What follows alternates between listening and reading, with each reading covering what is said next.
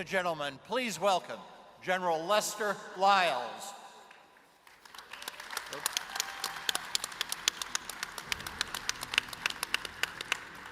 Wow, there is a cheering section out there. That's very good. For an old guy who retired 20 years ago, I didn't think anybody would be out there and remember my name at all. Well, it is an honor to be here to moderate this excellent panel talking about a subject that many of us are very, very familiar with, and all of us in some form or another get a chance to live parts of this, whether it's in the birthing, developing, operating, sustaining capabilities for our warfighters. And so the chance to have an opportunity to talk to three, just literally, the word outstanding is not strong enough, three excellent, outstanding, superior leaders in our Air Force, and particularly that deals with providing capabilities to the warfighter. I couldn't be more proud to have the opportunity to do this. General Arnie Bunch, of course, Air Force Material Command Commander. General Mike Geitlein, now the Space Systems Command Commander. Had to think about that, Mike, just a little bit. And Mr. Waldo, Randy Walden, who we all call Waldo, so That's excuse right. me, Waldo, for doing that. And Mike, I'll call you Mike, and Arnie, I'll call you Arnie if you don't mind. Yes, you know, this is a very, very unique time for me in so many respects. Time goes by so quickly as I look out at the audience, and definitely as I saw some of the airmen and guardians who are here participating in this event, I didn't realize how many babies we have in our Air Force and Space Force today. Everybody looks so very young. Even the general officers look very young. So it's a sort of a weird time. And for this panel, one of the unique things about it for me is that at least for two of our participants, I've sat in their seat in the past. Now, it was some 20 years ago when I was in the seat of Air Force Materiel Command, and I wasn't quite in Mike's seat because his name and title of the organization has changed, but I was the SMC commander from 94 to 96. And I don't even want to look. I'm sure there's some people who weren't even born in 94 that are part of our Space Force or Air Force today. So it's, again, an honor to have a chance to participate in this event. We don't have a lot of time, and I want to make sure we get an opportunity for these three gentlemen to talk about what it is they're doing in this particular area. And we hope it'll be sort of a dialogue amongst us, if you will. I'll have a few questions to ask and encourage the others to either add in if they want, or I'll give them a chance to make comments relative to their particular spectrum of the business that we're in, of acquisition and requirements, et cetera. But first, let me just go one by one and give you about 2 or 3 minutes just to make some comments on what you think are some of your challenges and opportunities or accomplishments. So, Arnie? So, General Lyles, thank you for the opportunity. If the airmen and the guardians that are out there do not know who this fine gentleman is, regardless of how many years ago that he retired, you are missing a great opportunity. He has mentored and led many of us. Lieutenant Colonel Bunch learned great numbers of details from this fine gentleman, and he is a great American and has served this nation in various capacities. And no one's going to forget the mark, the indelible mark, sir, that you've left on our Air and Space Force. Thank you for that dedication. Thank you. Very kind. Thank you. The second one that I would say initially before I go into remarks, the characterization of me as an outstanding individual, my wife would sincerely disagree with. And that's why I spend so much of my time on the wife appeasement plan based on the activities that I've done over time. So for AFA, thank you very much. Great venue, great symposium. We've had a lot of great dialogue. It's an honor to be up here with these two great gentlemen who are executing the day-to-day job right now, trying to make things happen. It's fantastic to be up here to represent the 89,000 plus uniform and non-uniform airmen that are part of Air Force Materiel Command. It's an honor to get to work for them each and every day as they execute their wartime mission each and every day. And I often say that we're the most important major command in the Air Force. I do not say that out of arrogance. I say that out of the fact that what we do for everybody else in this room, to include a lot of things that we do for the Space Force today, but what we do for all the other major commands and for overall the Department of Defense. Since this has got a warfighter focus, I'm going to use a little bit of an analogy to give everybody a little better idea of what we kind of do within Air Force Materiel Command.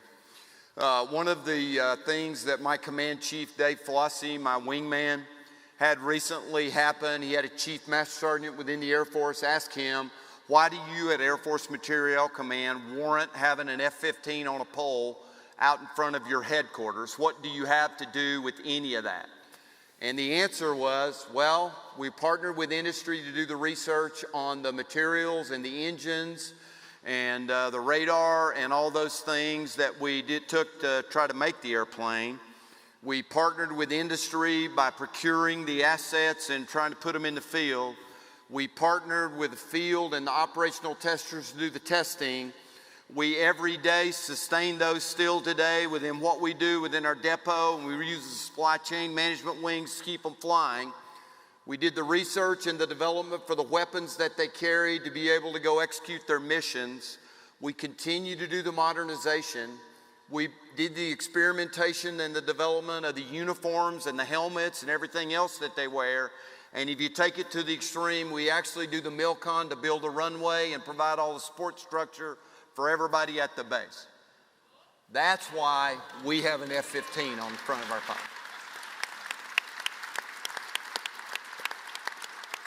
So a lot of the other things that we're doing, I'll wait and I'll hit on. There is one thing, though, that I do want to talk about that is my number one priority, and that's diversity, equity, inclusion, and accessibility. And I had someone at Air Command and Staff College go, if Secretary Kendall's number one priority is China, China, China, how can your number one priority, General Bunch, be diversity, equity, inclusion, and accessibility?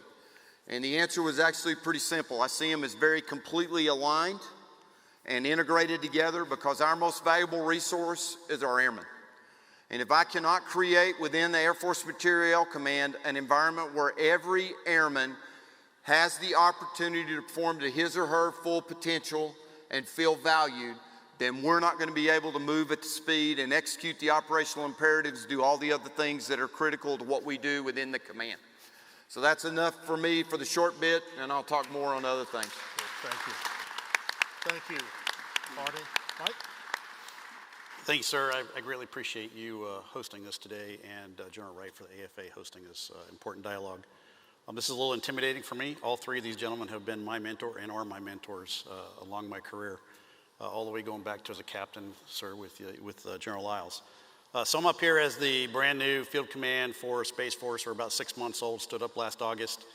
It is a field command in the aspect of we are equivalent to a MAGCOM, but much, much smaller. So the best way to think of Space Systems Command is the AFMC of space. And whereas warfighting starts with AFMC, space starts with SSC. Why do I say that? Because every system that we buy, every system that we purchase, every capability we deliver to the nation and to the warfighter for space starts some way, shape, or form with Space Systems Command. Space Systems Command was stood up to do basically two things. First and foremost was to get a warfighter focus on space acquisitions, and then the second was to actually get after some of the criticisms that we've been receiving in space acquisitions over the past 20 years. We did that by doing a couple things. First, we stood up 5 new PEOs, where SMC used to be 1 PEO. We are now 5 PEOs. Those 5 PEOs report directly to the Service Acquisition Executive like you would expect all other PEOs to do. I am not, as a commander, one of those PEOs. My job is a little bit different. My job is to organize, train, and equip. But I also have one more job under the acquisition hat, assisting the Assistant Secretary of the Air Force or SAE for System of Systems Integration. And what do I mean by that? Over time, and one of the criticisms that we've had over time is that we focused a whole lot on our system by system capability, that we weren't doing a really good job integrating across, nor were we focusing on the capability that we needed to actually deliver to the warfighter.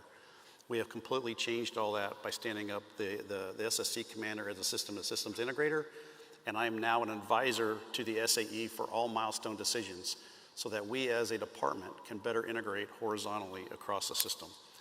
In addition to that, we stood up to get unity of effort. One of the criticisms that we got, and the GAO talked about a lot, was that there were 60+ organizations that had a say in space acquisitions, and all 60 of them could say no. Standing up the Space Force was to try to get after that, and one of the ways to get after that is unity of effort. And the reason we talk about unity of effort is because we have to go across organizational boundaries, both Title 10 and Title 50, and we have multiple organization authorities above us that have to be somehow integrated, and they don't all come together in one location until they come to the President of the United States. That causes many integration challenges. So SSC has been charged with trying to gain unity of effort, and we have done that through a collaborative process called the Program Integration Council, which I will talk about here in a little bit. The other reason we're a field command is because we are no longer geographically centered on Los Angeles. The Cape and Vandenberg both fall under Space Systems Command, as well as 13 other geographically separated locations to include a Lieutenant Colonel in Australia. We're going to put a Lieutenant Colonel in UK and a liaison out in PACOM to get that warfighting focus.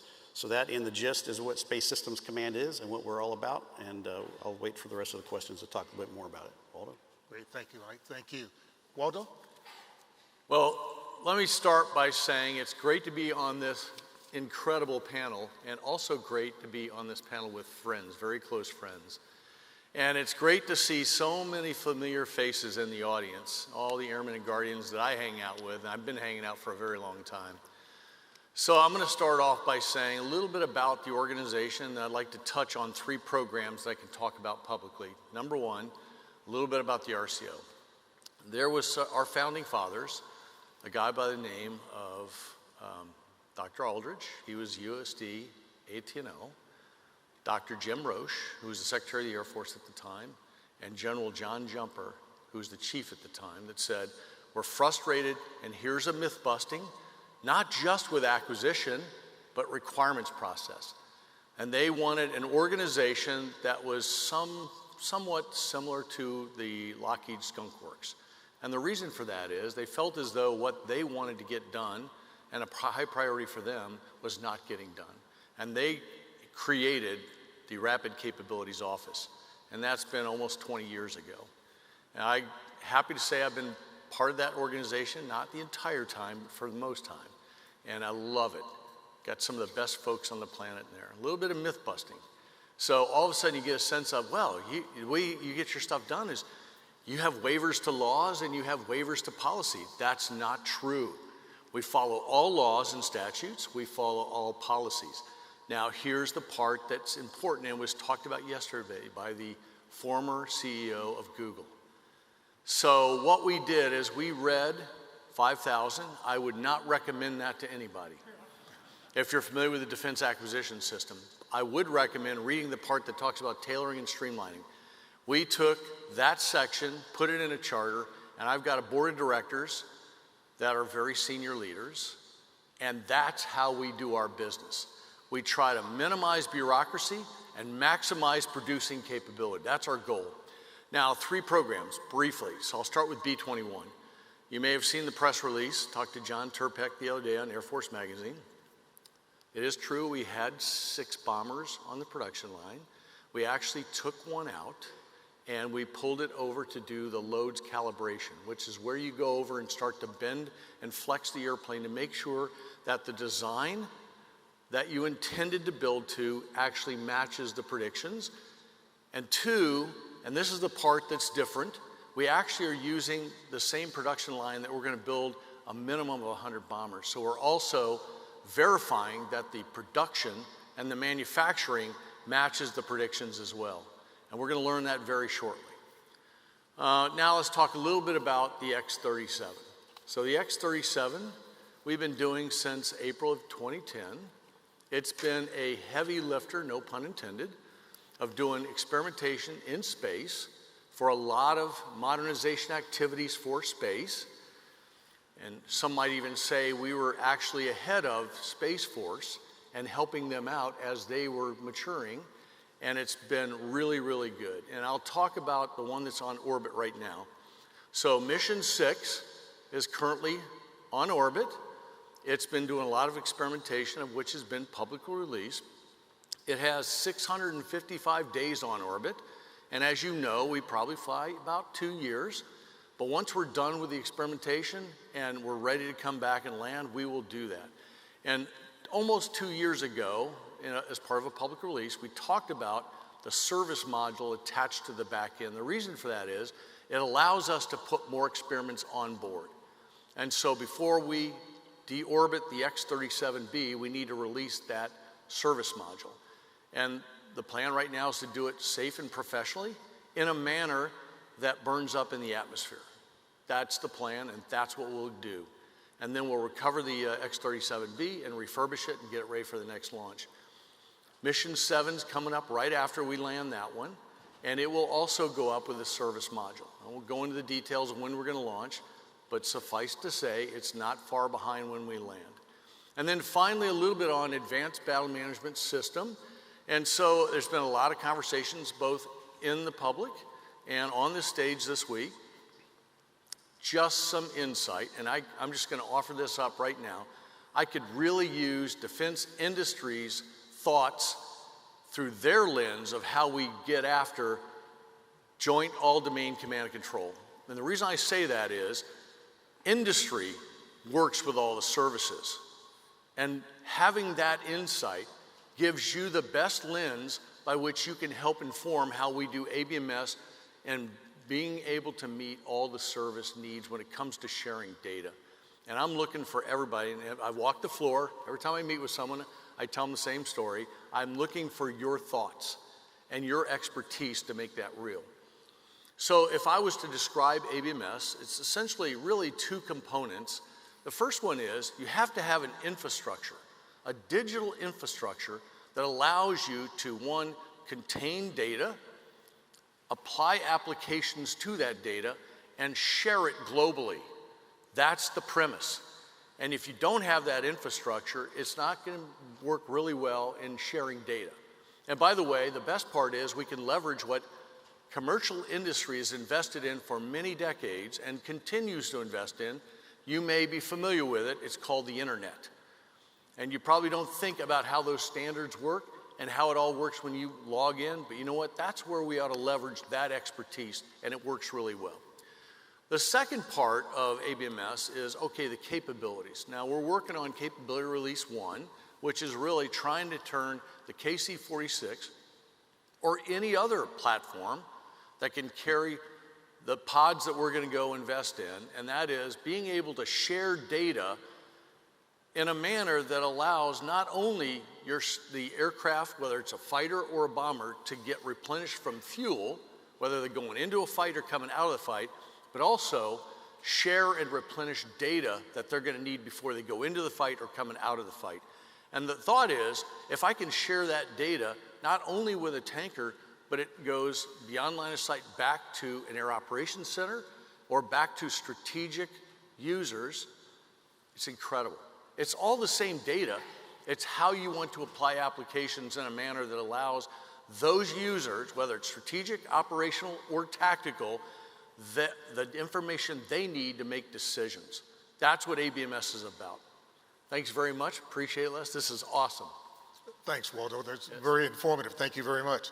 Arnie, let me just ask, in your previous capacity as the Deputy Acquisitions Czar in the headquarters, you were a staunch supporter for doing things quicker and doing them better. And I particularly remember a briefing you put together about faster, smarter acquisition and the various tenets that are part of that, like supercharging the acquisition engine, creating a big ideas pipeline, and expanding industrial partnerships. Some of the same things that Waldo just touched upon, and I know Mike is using very much in Space Systems Command.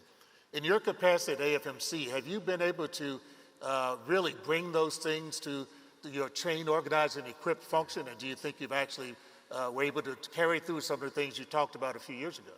Yeah, so great question, and I believe we've got a couple of examples of things that we're doing that definitely bring that home.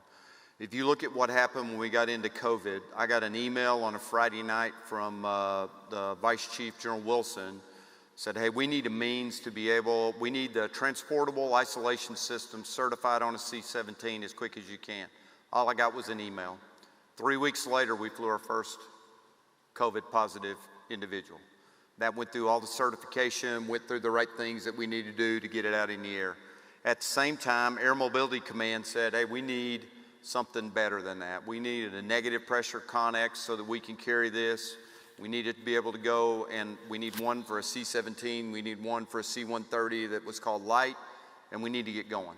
We did that and delivered it, flew the first patient 88 days later. So when people tell you you can't go fast, you can't make these things happen, the reality is you can make them happen. Why was that a success? To me, it was a success because there was a clear priority from all parties involved that we needed to go do this. We did not have to worry about trying to fight to get money to try to make everything align. We had the acquirers, the requirers, the medical field, the research lab, everybody right there working together with a clear sense of purpose. And when we align all of those things together, what we really do is we take the shackles off of the acquisition community, and they're allowed to move at the speed that they need to be able to deliver those capabilities. We can't do that in every case, but when people tell me you can't go fast with acquisition, I point to this and go, yes, we can. What most people don't realize is we actually went through testing and redesigned the interior of that negative pressure Connex in the middle of that because it would not have survived the landings we wanted to do, the way the seats were designed, and we redesigned them within the last couple of weeks so that we would have that capability. That's an example of going through and doing that. The other one that I believe is really successful right now is we're moving out on our digital campaign. If you look at, and the way that we've got the team in AFMC focused on this, it's from research all the way to retirement. We want it for test, the acquisition, the sustainment, we want all of it blended in together. GBSD has done great in that area, working with General Cotton's team at Global Strike Command and working with our industry partners. We went through millions of examples to find the knee in the curve for what we needed to put on contract. Next generation air dominance, it's taken it to a whole nother level in the way that we're working with industry, the way industry is utilizing our labs and partnering with what's going on there, all to another level for that. We're using it on old platforms. The A-10 wings, we're getting ready to get the first one done probably 7 months earlier than we'd planned, and it's done because we've done digital modeling of it and we're able to design it in a way that we probably wouldn't have been able to do before. Critical for the B-52 commercial engine replacement program. We're doing all that in a digital environment and making it happen. The other one that we started pushing on that you talked about, sir, was being innovative. We have extremely innovative airmen. They are doing great things at the installation level. We do not have an innovation problem at the installation level. Where I believe we still have to do work and we may have an innovation problem is trying to go to scale from what we're finding at the local levels to take it out and put it all the way across. We've got to find a way to move faster there so that our airmen who are being innovative don't lose faith that we as senior leaders are going to move out and make those things happen, and we're going to have to work with people to get some money. The last one that I will touch on is what we need with authorities. Last AFA, I was a big proponent of what I call BA08. That is an authority that Congress gave us that gives a single program element to do coding of software. Mike is the beneficiary of that at Kobayashi Maru right now. He's the only program in the Department of the Air Force that gets to do that. We have 3 more Air Force programs that if we can ever get the NDAA passed, we'll be out there and we should be able to do that on 3 more of those.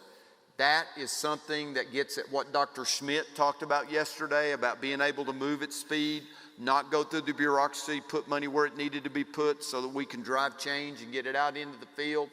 We need to continue to work those things.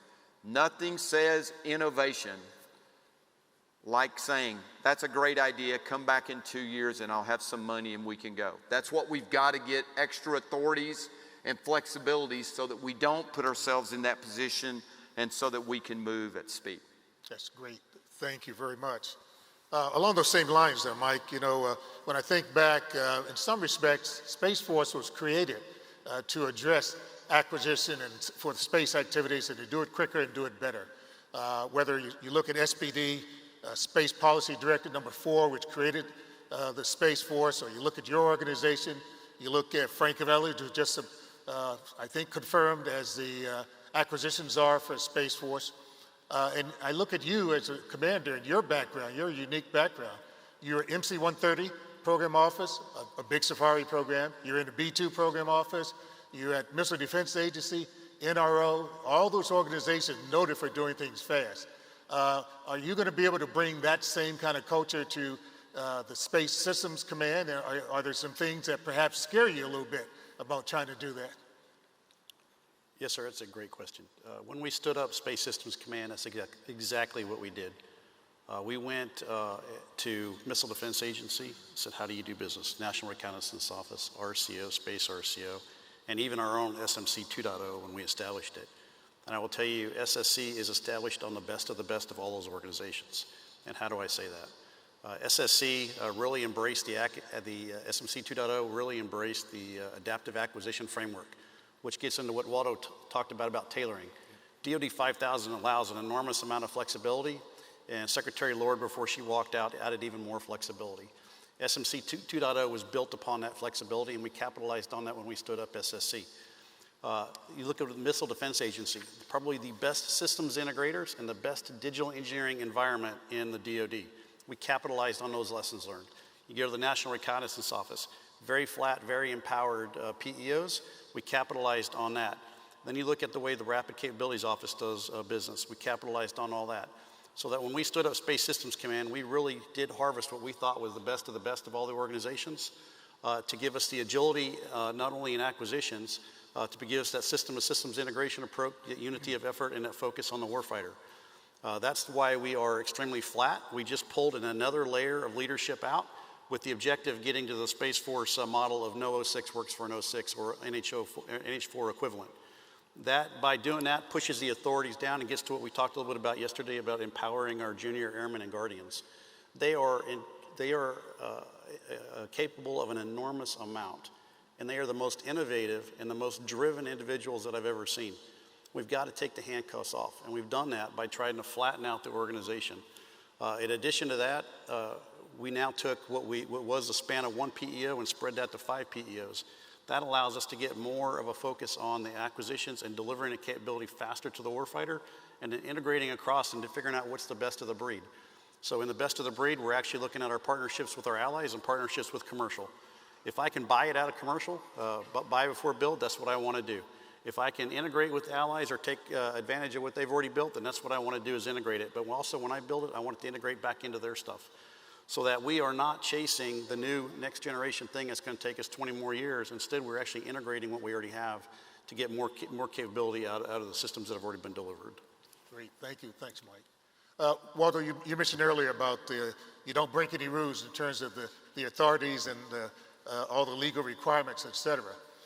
Yet when I think about all the things that people are able to do, whether it's with OTAs, other transactional authorities, the flexibility DoD 5000 does give you, and other things like a couple of ones that Arnie mentioned.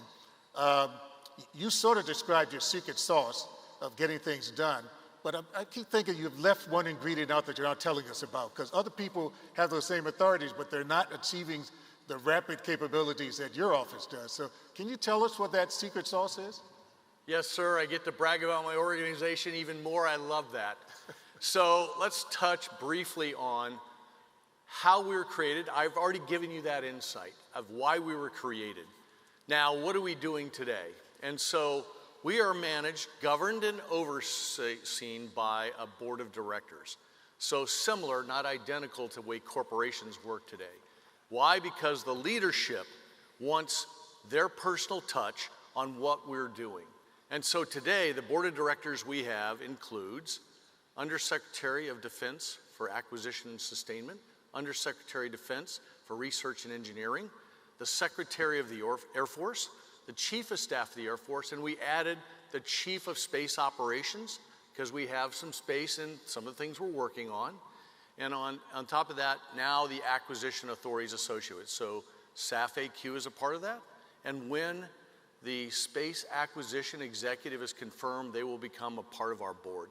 That's what governs and oversees what we do. And so that's a part of the secret sauce. Now here's the real secret sauce. And everybody knows this. And Arnie, you mentioned this. This is all about trying to do the right thing as fast as you can, but legally and under the right bureaucracy that makes sense to execute the program. And I'll tell you that that's a culture. And that culture has got to extend from the lowest level, program managers, contracting officers, financial managers, et cetera, that work for me, and we call them melting pots. We form teams, some call them program offices, we form teams, and their primary goal is to assemble this team in a manner that executes the programs. That's how we do it. And the culture of getting things done with the least bureaucracy has to extend all the way up through to that board of directors I just introduced. Everybody's got to have that culture. If they don't have it, then you won't succeed. And today, I can assure you that culture exists, and it still exists. Now, don't get me wrong. I do have to spend most of my days fighting off bureaucracy because they want to help us, and I don't mind doing that for that melting pot of teams that I want to actually get those handcuffs off and let them execute. And when you empower teams with that level of expertise, it's incredible.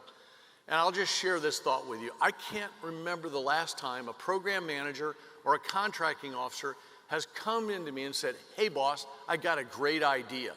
You know what? We should slow the program down and increase the cost. They've never said that. And here's the amazing part. It's only when bureaucracy gets in the way that the schedule slips to the right and the costs start to creep up. And I will tell you, the more I can do to fight that bureaucracy off and let those empowered teams execute, it's incredible. That is our secret sauce. And I'll tell you what, I am proud to be a part of that organization and love hanging out with those individuals. They're incredible.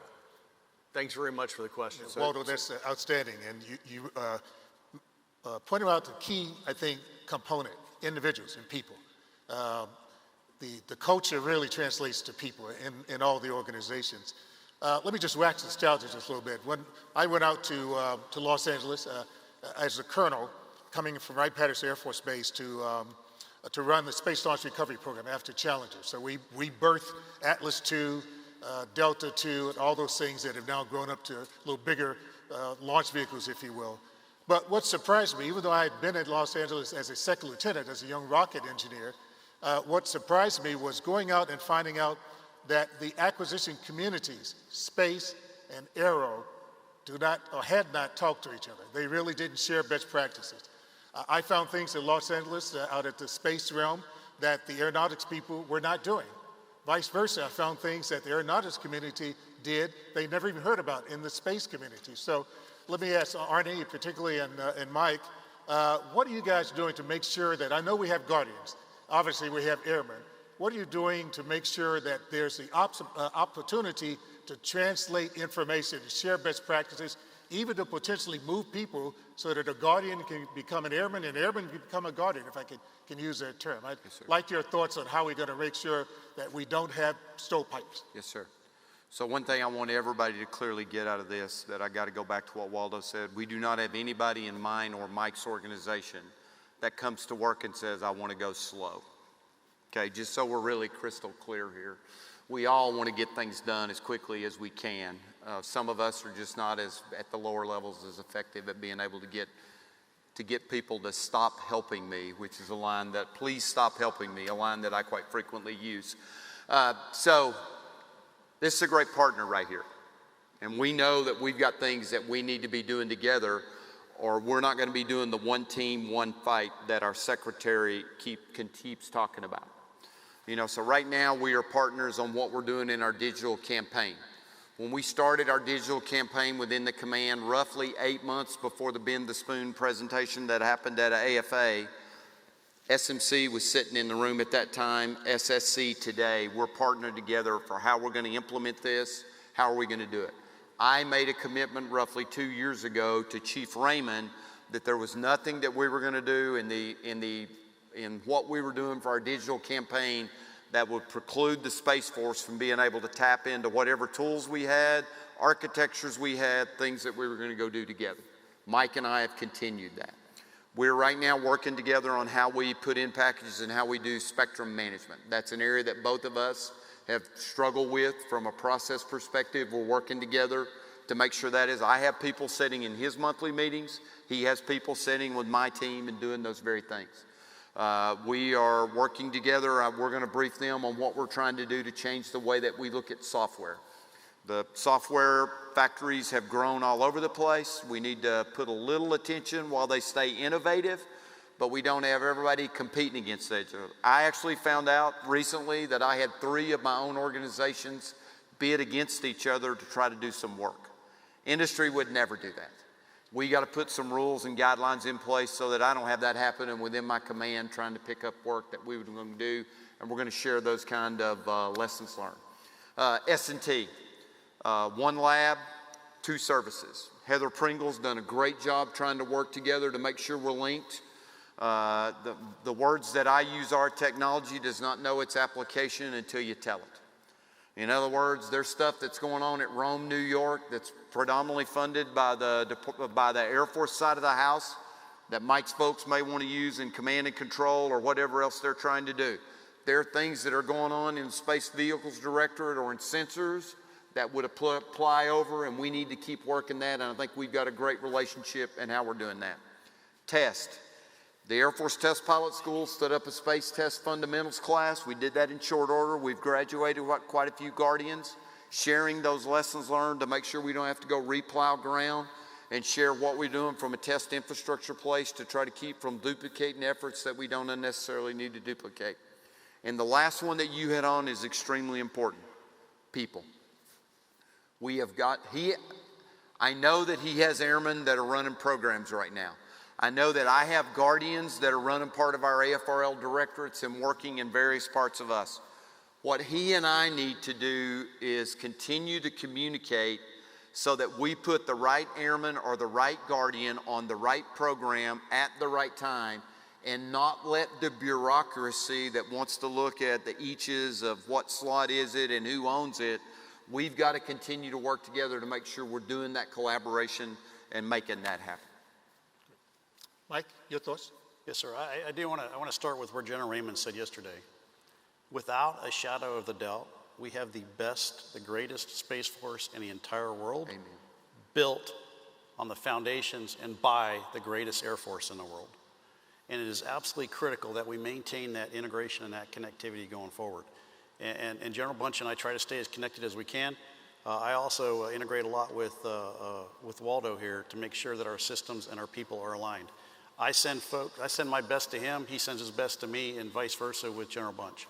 Right now, the way the Space Force is set up, General Bunch is our servicing MAGCOM.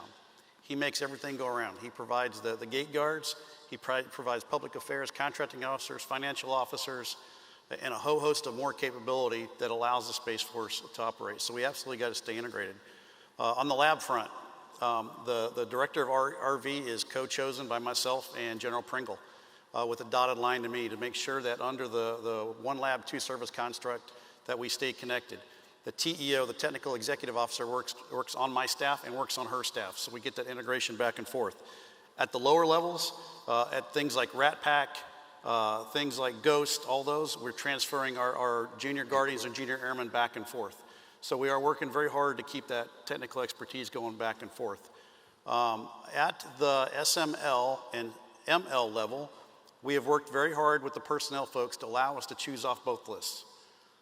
It won't be 100% one way or the other, but when I'm filling out my space SMLs and MLs, I can actually reach into the Air Force list if I need that Air Force talent, working with General Bunch and actually move that talent across. So it is absolutely critical that we stay connected, and we're working every way we can to remain connected, sir. Great, that's fantastic, thank you. We're running out a little bit short of time, so let me just ask a couple of quick questions, slightly different if you will. We're talking about the generation of today's Guardians, of today's airmen.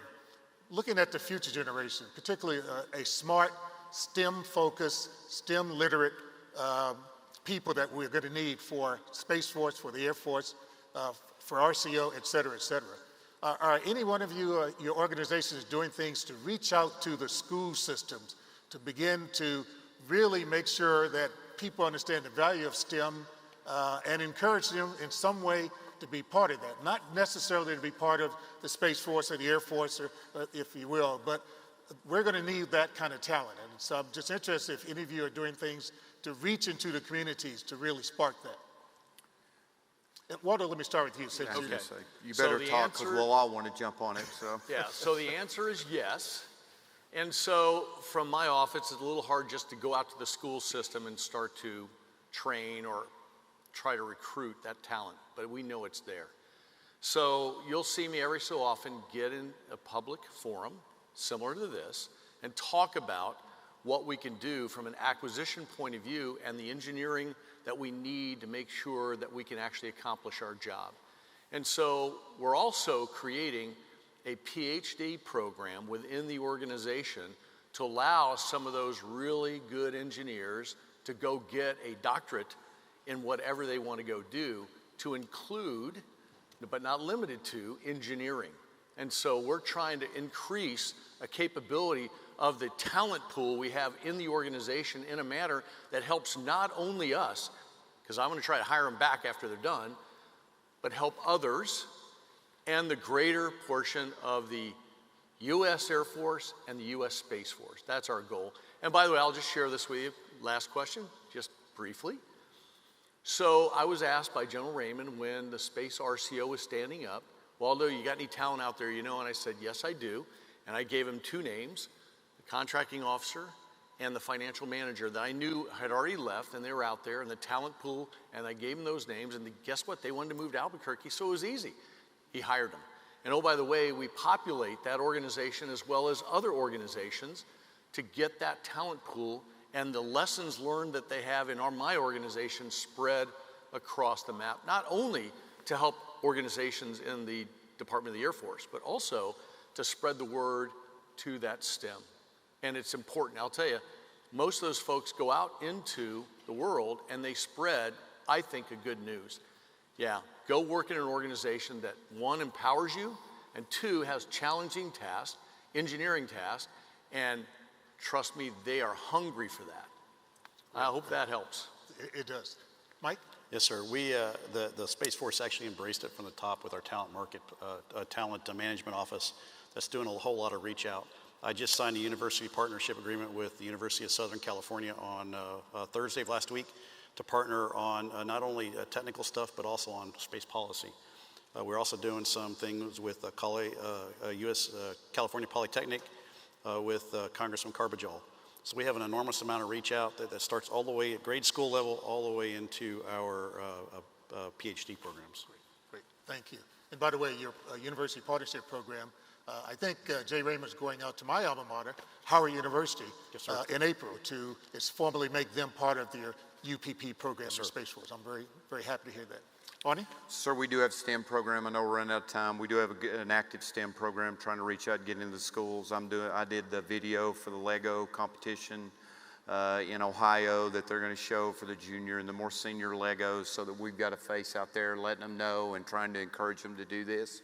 The other thing I think is really important we've done under General Pringle and Dr. Welsh, we've really expanded out the partnerships that we're doing with a lot of universities, and you see the benefits of that when you bring them in as interns. That's a little later than what you asked, but you also need to get some of these PhDs and others who are ginormous brains. You're worried about whether they're going to tip over because their brains are so big, and you need to bring them in. So I was just recently at one of the directorates, and it was a Dr. Rushoff, and she was there, and she was explaining to me how on the end of a nose she was designing, of a weapon, she was designing the material so the nose could turn and we could more actively respond and be able to take out weapons along the way. She had never heard of the Air Force. She had no idea what we did. She came and did an internship. She is now in her second or third year. It was, talking to her was so motivating and inspiring for me that it was beyond belief.